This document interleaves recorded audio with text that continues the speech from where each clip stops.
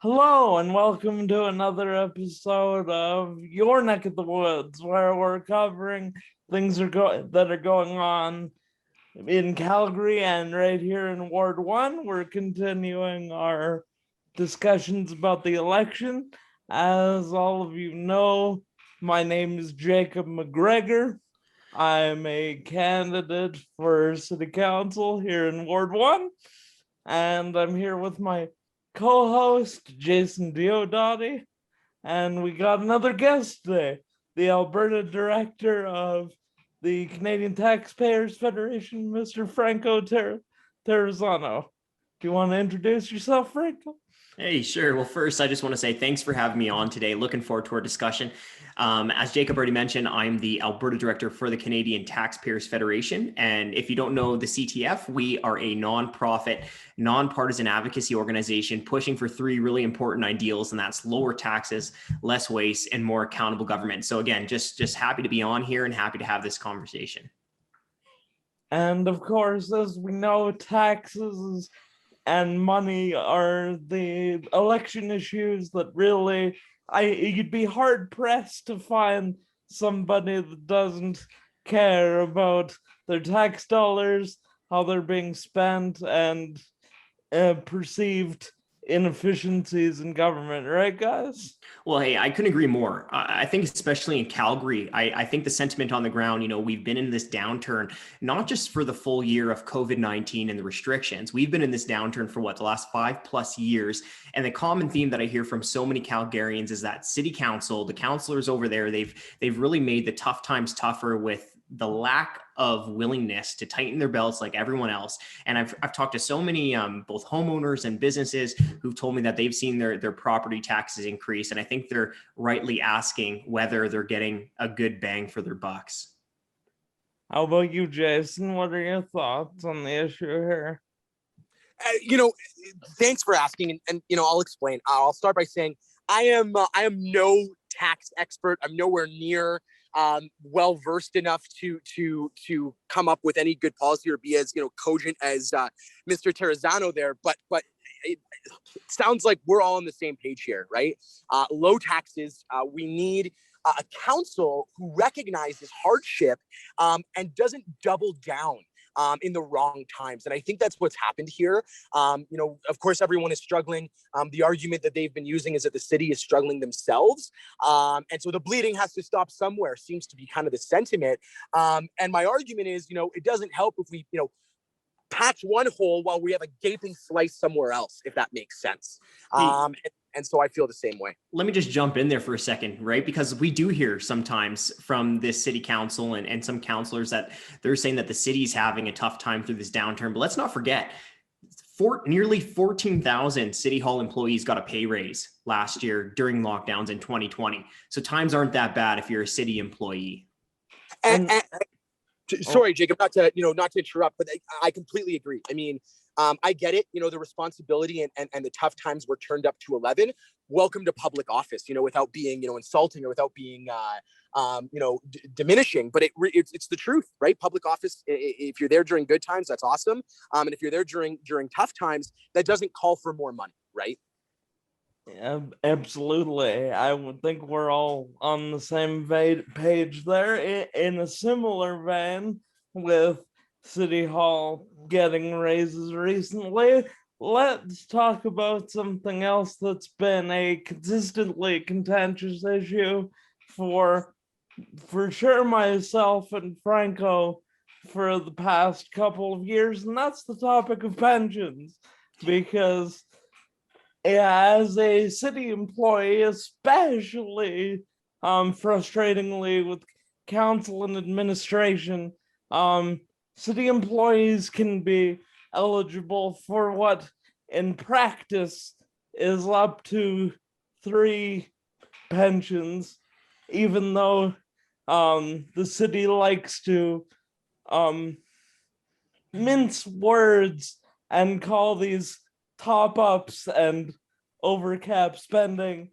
And this is, most of us don't even have 1 pension, let alone the possibility of 3. Yeah. I mean, you hit the head on. You're absolutely right there. Let's start off with the basics here. The vast majority of workers in Alberta outside of government don't have any workplace pension, right? So what happens? You take some of your money when you want to save for retirement. You put some of that paycheck aside. Now, the city employees are already getting a very generous defined benefit pension plan as their base pension. Now, we found out through Freedom of Information requests that you have thousands of city employees on top of that first pension are also eligible for 2 or 3 pensions. Now, sometimes the city manager wants to say that these aren't really pensions, these are top-up pensions, but regardless, I mean, this is a big tab for taxpayers to be paying on top of an already very generous pension. And in 2019 alone, I mean, these second or third pensions cost us $15 million. So it's just completely unfair. And if you do want to talk about fairness, like, look how many people in Calgary have lost their job, have taken a significant pay cut. You have business owners who have put their life savings into their restaurants or gyms, and they're watching their revenues evaporate before their very eyes. And we still have city employees, thousands, who are eligible for a second or a third pension. To me, that is just completely unfair. And it's not like these pensions are like the law of gravity, right? It's not like we have to have these second or third pensions just carrying on forever. We've seen quite recently the city of Red Deer acknowledge that the third pensions are completely out of touch and they ended those for future employees. So is that a perfect solution? No, but it shows that something can at least be done there. And I've heard the argument that you give up certain like pay and compensation benefits as a public employee. That's simply not the case with the city. We have the highest paid and most well compensated city council in Canada. So the idea that these supplementary programs are somehow making up for something that's missing is just a fallacy.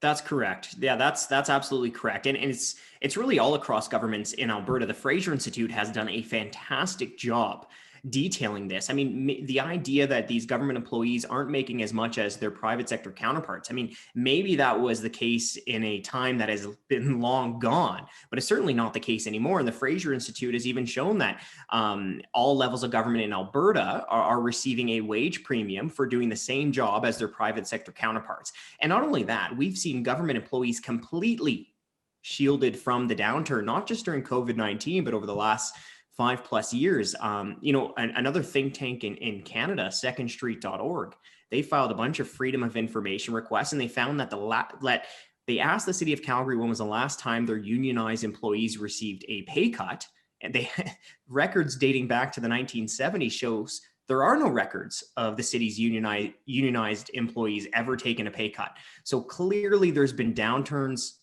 facing the private sector, and our government employees have been largely shielded from them. So Jason, do you have any thoughts? And then I'd like your perspective on just like shifting away from these compensation issues for a second. Your thoughts as a business owner / somebody involved in that community who about the tax environment in Calgary. Yeah, absolutely. And the argument has always been, at least from what I've heard, and please, both of you correct me if I'm wrong, but the idea is, hey, this is the Alberta advantage, right? Like, although we're in Calgary, this is what happens when you bring in billions and billions of dollars of revenue, and barrels are going for $125 a piece, but it's simply, and to Franco's point, it's simply not an excuse to double and potentially triple dip, because there is that much revenue, or at least there was that much revenue previous to 2014 and 2015, right? And so it's demoralizing. And again, as a taxpayer, and especially as a taxpayer who doesn't pay as much attention as I should to this area, having all of that illuminated, not today, but just as I've read through the issues, it makes me think, well, why do I want to keep paying taxes here? You know what I mean? Why do I keep my intelligence and not to say that I'm super intelligent, guys, as I'm sure you can tell, but my somewhat intelligence and my hard work ethic that that I've grown up with my entire life. why should I stay here? And I think that's a question that, a lot of Albertans are asking themselves, maybe not, and Calgarians, maybe not specific to this issue, but I think it's part of it. And so, 100%, there needs to be more transparency. And I think there needs to be more of a, what's the right way to put it, a more grounded conversation based in today's reality.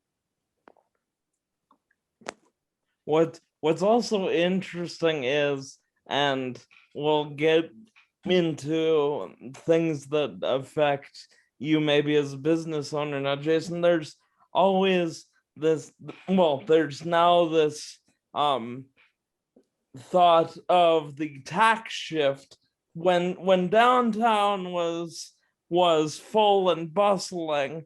It was all well and good to have our tax base based on corporate taxes, and now that there's this giant vacancy in downtown, there's a push to move the tax burden towards homeowners.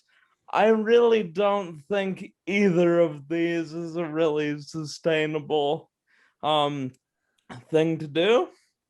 So I wanted you guys' thoughts on that. Yeah. Do you mind if I just jump in on that? Yeah. Please, yeah.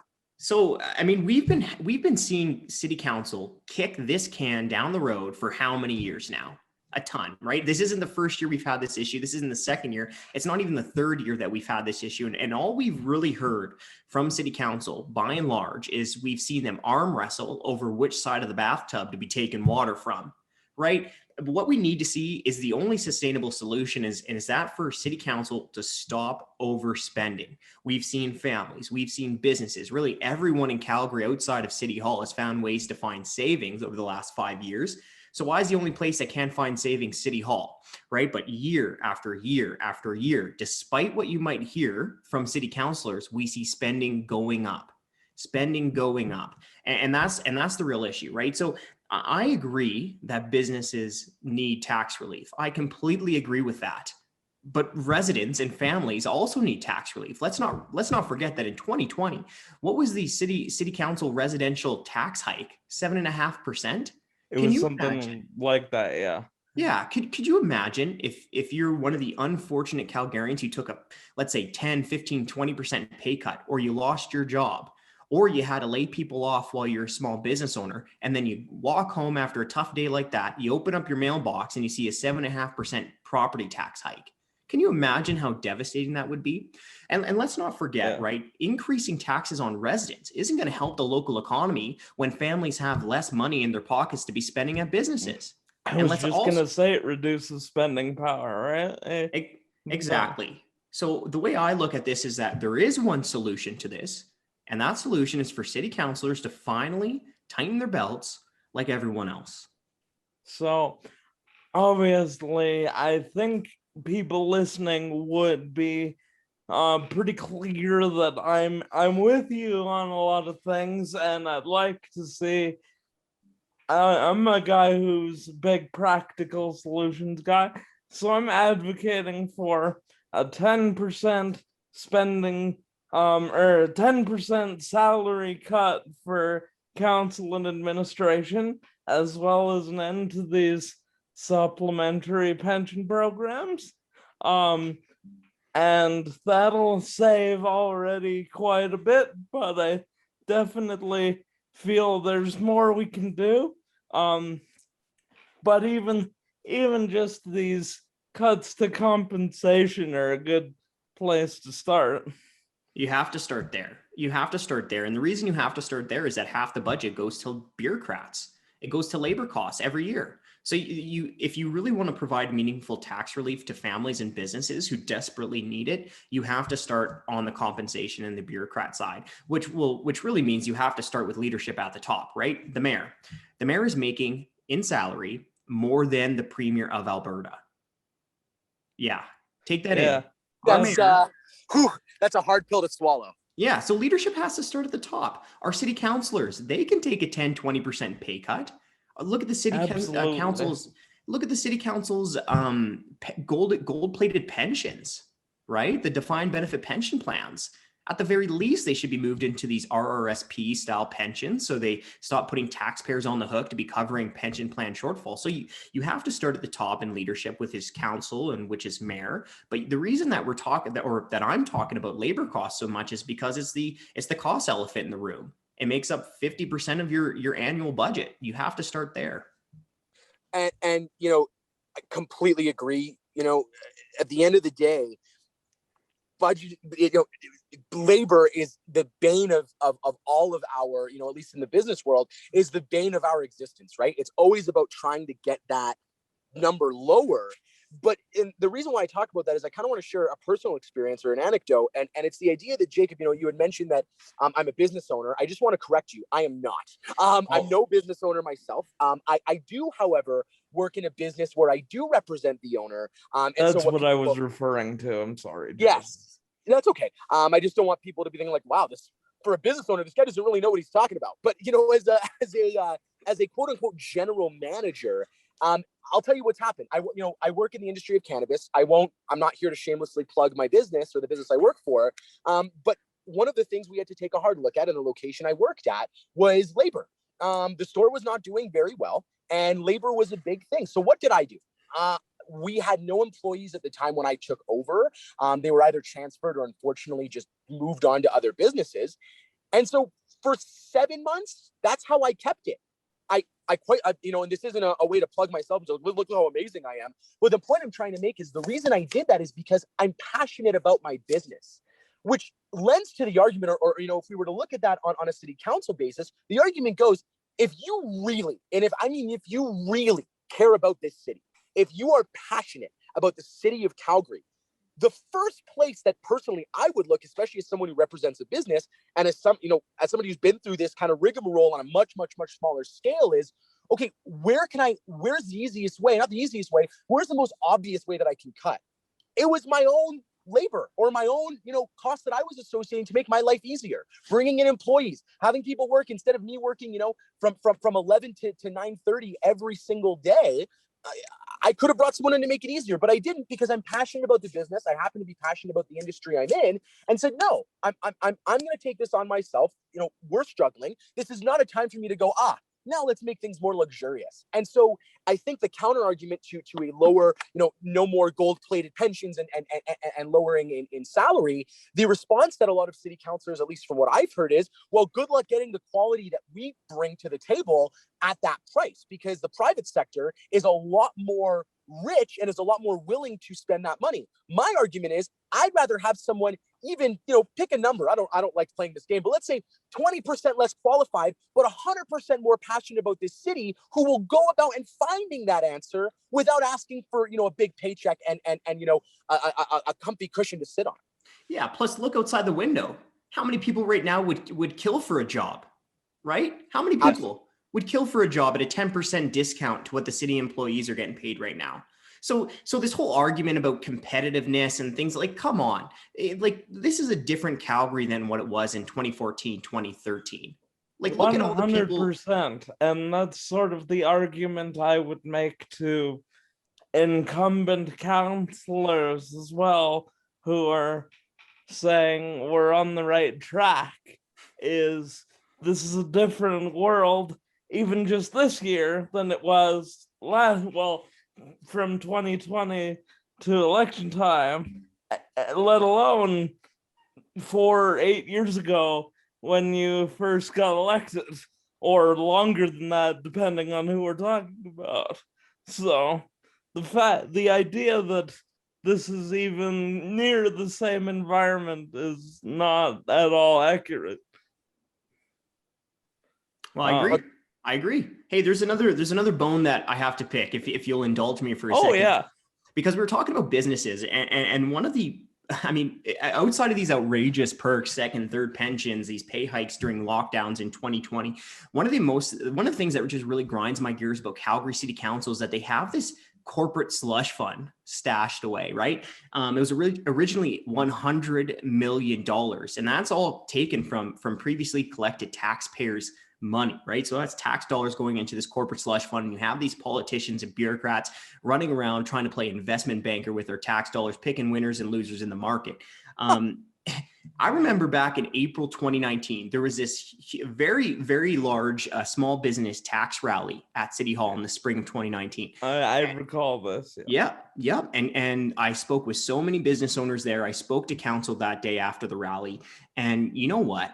What I heard from these business owners was a few things, but the crucially was spend our money prudently, find savings, and lower taxes. I didn't hear from a single Calgary business owner there asking for corporate welfare, asking for a handout from city councilors.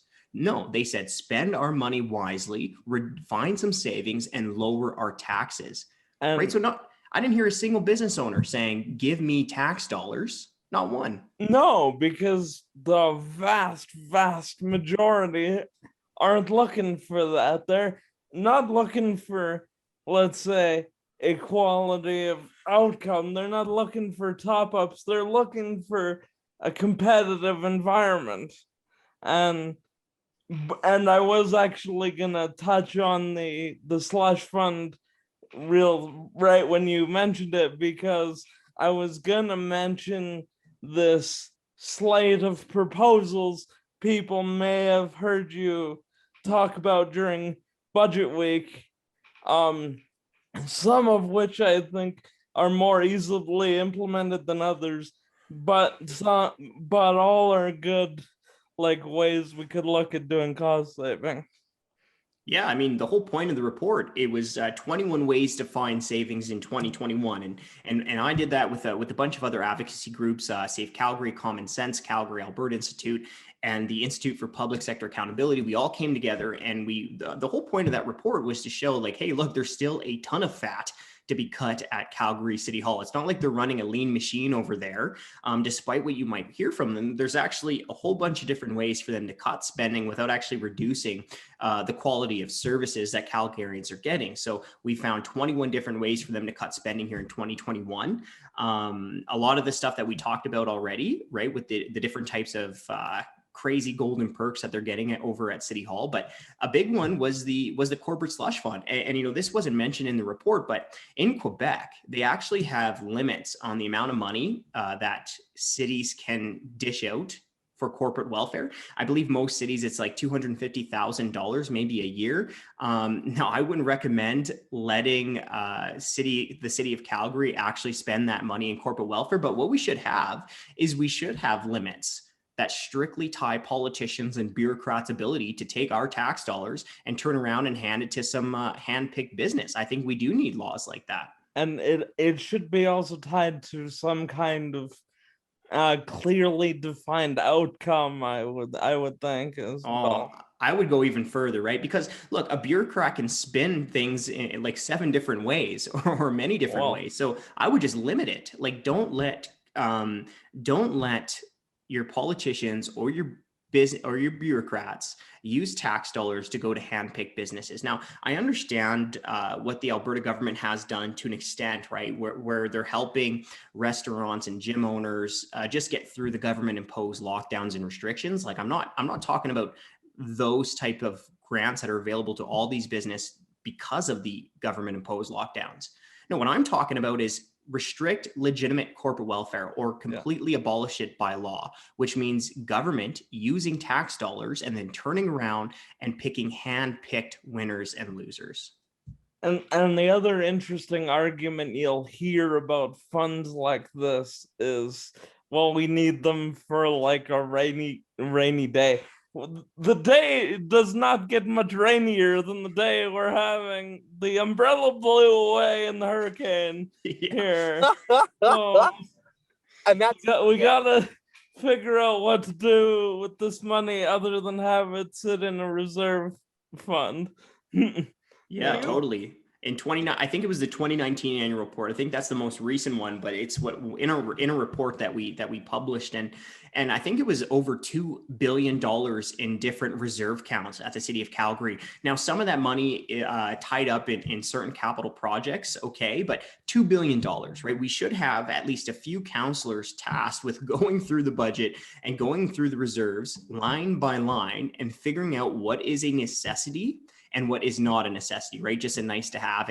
And to your point, I mean, the umbrella blew away at least a year ago, probably 5 years ago because of the storm. We should be using those reserves to be providing tax relief to Calgarians, especially when they're not allocated for necessities. Now, a big thing that we've had a huge issue with at the Canadian Taxpayers Federation is the major projects reserve, the hundreds of millions of dollars in there, which is going towards just non-essential capital projects. Speaking of which, right, remember the city agreed to about $300 million for the owners of the Flames. Now, let's remember, this is a private business. They shouldn't be getting nearly $300 million from taxpayers so that they can upgrade their piece of infrastructure. I mean, to me, that is completely outrageous. And if you look what has happened during the last year, during the last 2 years, we should have been seeing our councillors first, not approve that amount of money, but second, trying to get that money back because families need that much more than the owners of the Flames do.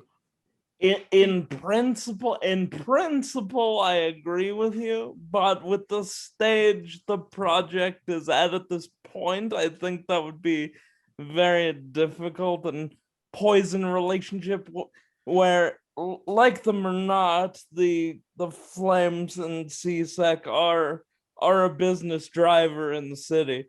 So you don't really want to poison that relationship. So while I might agree with you in principle there, I think at least some of the capital projects being at the stage they're at would be harder to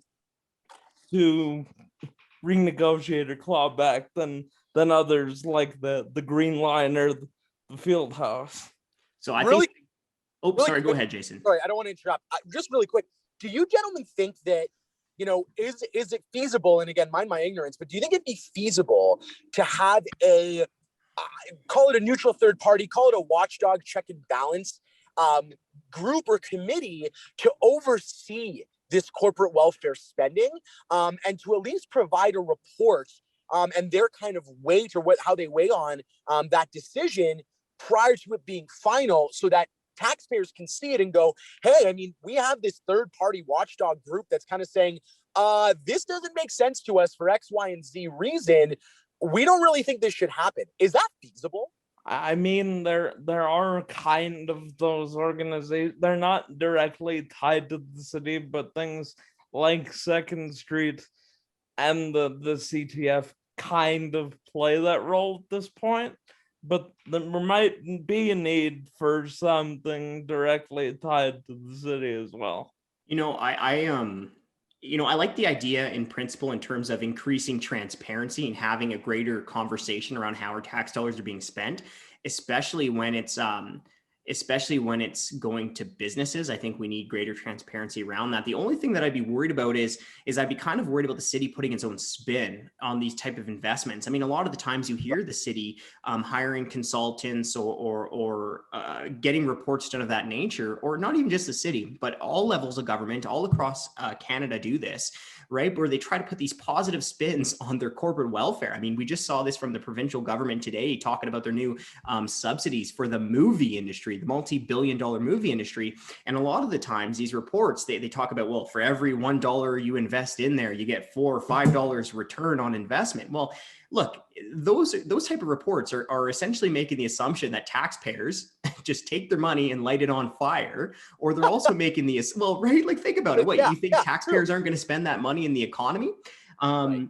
Or they're making the implicit assumption that bureaucrats know how to spend those dollars better than the taxpayers actually do, who that money should belong to, right? So that's the only worry that I have when it comes to your idea in terms of practices. I'm worried it just kind of gets taken over by the government and it's just used to actually spin corporate welfare. I would like the rest of your thoughts on the capital projects there, since we had sort of half a disagreement on some of the projects, but I'd like. I want to hear this too. Yeah. Well, I think I can bridge our disagreement or quasi disagreement. I think we can all agree, even if you support tax dollars going to the Flames arena, I think we can all agree the way that the city of Calgary approved that deal was just despicable.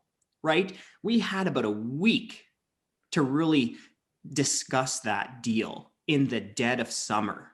A week in the dead of summer before City Council rubber stamped the $300 million arena deal. So the even process was strange, I'll grant you that. I think there was a lot of pressure being put on to get this done at the time it was done at, but that doesn't leave a lot of room for consultation.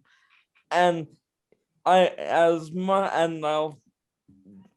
come out with a bit of my bias. I'm a Flame season ticket holder. I'd like the team to do well and have the best deal it can here, but there wasn't a lot of wiggle room there.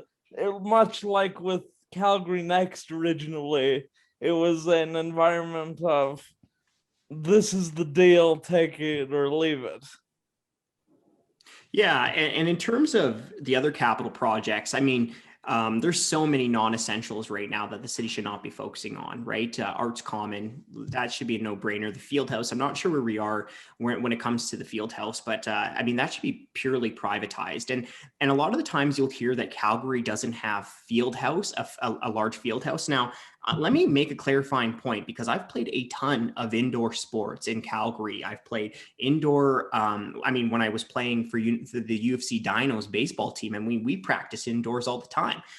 When I played men's rugby, we practiced in different field houses all the time in Calgary. So I think it's very important to make that distinction that there are field houses within Calgary for indoor sports to be played during the winter, especially for amateur teams like what I was playing on. Now, just because we don't have this massive professional field house, I mean, who cares? Let the professional sports teams pay for that, or let any other type of private business owner pay for that and charge people for the services. We don't need the city of Calgary to be risking taxpayers' money on something like that. Yeah. It's a tune that I think we hear and is milked a little too often, which is, and we've already touched on it, is but that investment in the city brings in more spending power and brings in more investment and brings in more interest and buzz. And again, like, we can talk about that about a lot of things. It doesn't become the straw man in the argument. Let's be real, Yeah, and if it was a good investment, why wouldn't a business owner make it?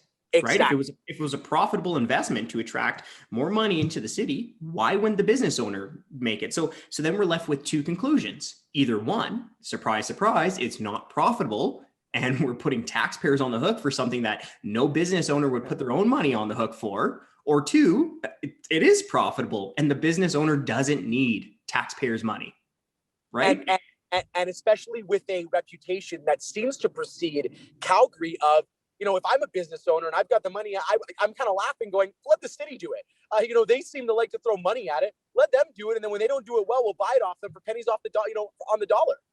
Can I add on that? So we got a leaked briefing note. It's an Alberta government briefing note, and it was talking about the petrochemicals diversification program. That sounds nice, but really it's just a corporate welfare scheme for the petrochemical industry from the Alberta government. And in that leaked briefing note, you had the finance department's bureaucrats warning the finance minister at the time, Joe Ceci, warning about how it was just such a bad thing for the government to get into. And one of the bullet points in that briefing note, Jason, to add to your point, it warned that this type of subsidy would encourage more businesses to come to Alberta looking for a similar type of subsidy. Yeah, absolutely. And that makes sense to me as somebody in, somewhat in business. I go, if I know this of the city, why would I pony up my own dollar? Well, I'll let them do it, and when things don't go well, which they, because it's mismanaged or overly ambitious or whatever the case is, I'll come swooping in and get a discount. So yeah, that's very interesting. I did not know that. Thanks for sharing that, Franco. So yeah, I think I'll come in here and shift a little bit because I got another solution of mine that I want to get your guys' thoughts on. And because I do want to make the city a little less reliant on this tax question. So what I want to do is make some changes to building permits, and this would increase the fees on smaller projects that's under $2,000 by 20% and over $25,000 by 8%. Now the calculations I did with my team said that this would not only save $13 million a year, or sorry, it would increase the city like coffers by $13 million a year, but it would also turn the tap down on potentially sprawl of the city and overdevelopment and save money on inspection costs and things like this. Jason, you want to take a stab at that first? I was gonna say, Franco, that's all you. I mean, I'll say this. I think it's a good. I mean, I'll be the first to say I think it's a good idea. I want to hear more about it before I can make a definitive statement and do a little bit more research. But I mean, $13 million is nothing to sniff at. Jacob, Yeah, I mean, that's it's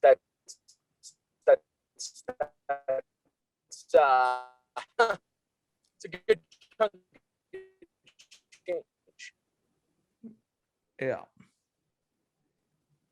Yeah, I mean, I'm sorry too. I'd probably have to kind of see more of the details just before I'd be able to comment on that. Yeah, no, I did kind of spring that one a little bit, but it is sort of this, it's still a monetary issue, which is why I did want to at least include it, but I understand and I can get you guys more data on that after we're done here, and maybe get your thoughts on that in the future, because there'll be more episodes of the show in theory. So yeah, well, hey, I'll give you something on just the whole issue of sprawl and things like that, because I do hear some counselors making a big stink about it and saying that it's costing a lot of taxpayers money. But the thing I would say on there is look, like, let developers develop where they think there is a market need for that. Right. We don't think that politicians or bureaucrats should be acting like developers. Let the professionals do that. I mean, make sure that they're paying the costs that they need to pay, right? So that we're not subsidizing the new development. And I don't really know the ins and outs around all the rules there. But make sure that they're paying the costs that they need to pay for their development, and let the market decide where development happens. I'd rather have the market decide than a bunch of politicians and bureaucrats playing pretend. very fair. We're both very market oriented individuals that way, so I think there's a lot of common ground there. So yeah, and I agree, gentlemen. Yeah, I think that we should let the professionals, the people who have dedicated their lives to that market or to that sector, absolutely should be the ones to make those decisions. That, to me, that's common sense for sure.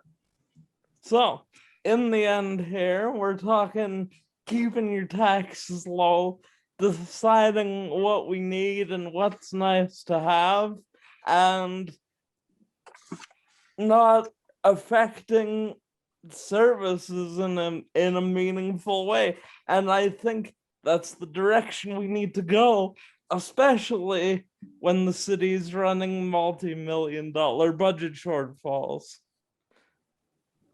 Well, I think what we really need to see as Calgarians is we really need to see City Hall realize, maybe step outside of their ivory tower for just a quick second here, and just realize what has been going on for the last year, for the last 5+ years, and just realize that it can't just be business as normal for City Hall, because it hasn't been business as normal for everyone else. And I'll go back to the labor thing here. And I think one of the biggest slaps in the face that I have seen from a government is the nearly 14,000 city employees that got a pay raise last year. And unfortunately, we haven't seen many counselors even make a stink about it. I know Councillor Farkas has been trying to raise this issue and raise this attention. But look, you even go back before last year's, all these pay raises last year, you go to pay raises since 2015, and it's $230 million. And then you look at all these crazy benefits on top of that, right? These second, third pensions, the big salaries that councillors and mayors are getting, their gold-plated pension plans. There's a clear divide in Calgary, and that's City Hall versus everyone else. And I hope that our councillors now, our council candidates this fall, are going to recognize that and are ready to make some real change here. Well, I certainly do, because these are things we can fix and can change. And there's not a big bureaucratic mess behind it either. This is not a hard thing to potentially do, these things we're talking about. It's just you have to be willing to make the sacrifices that everybody else has had to make, and nobody seems to be right now. I want to change that. Well, Absolutely.